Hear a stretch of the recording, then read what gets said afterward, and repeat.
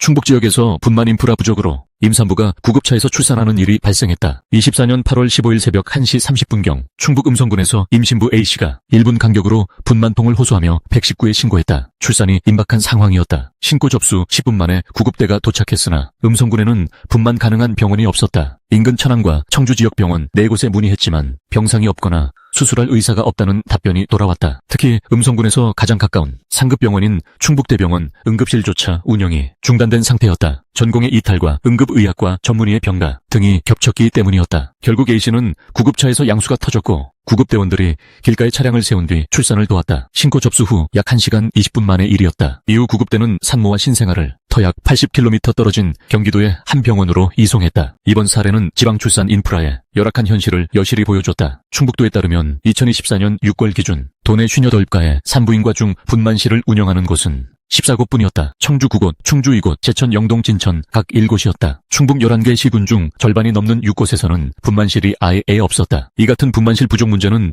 충북만의 일이 아니었다. 보건복지부에 따르면 지난해 말 기준 전국 250가의 기초 지방자치단체 가운데 28.8%에 해당하는 72곳에 분만실이 없었다. 지방에서는 임산부가 수십 킬로미터 떨어진 병원으로 원정 출산을 떠나는 경우가 흔했다. 분만실 감소는 신생아 수 감소에 따른 필연적 현상으로 풀이됐다. 그러나 분만 소아 의료는 붕괴 시 안전한 출산 자체가 어려워지기 때문에 정부의 재정 지원이 필수라는 목소리가 높았다. 이에 보건복지부는 지난해 10월 필수의료 지원 대책에 따른 분만수가 개선 방안을 발표하고 분만 건당 55만 원을 보상하는 지역수가와 안전정책수가를 신설했다. 이 방안은 연간 2,600억 원 규모로 지난해 12월부터 시행되고 있다. 그럼에도 의료계는 분만수가 개선만으로는 인프라 회복이 어렵다고 지적했다. 분만 중 의료사고에 대한 법적 책임이 과도하기 때문이다. 대한산부인과의사회는 저수가 정책과 더불어 분만 의료사고에 따른 고액배상 판결을 분만실 부족의 주요 원인으로 꼽았다. 실제로 최근 10년간 분만사고 관련 손해배상 평균 금액은 2억 2,900만 원에 달했다. 반면 초산 제왕절개 분만비는 평균 250만 원 수준으로 의료진이 분만을 꺼릴 수밖에 없는 구조라는 지적이 이어졌다. 결국 지방의 출산 인프라를 회복하려면 단순한 수가 개선을 넘어 의료사고에 대한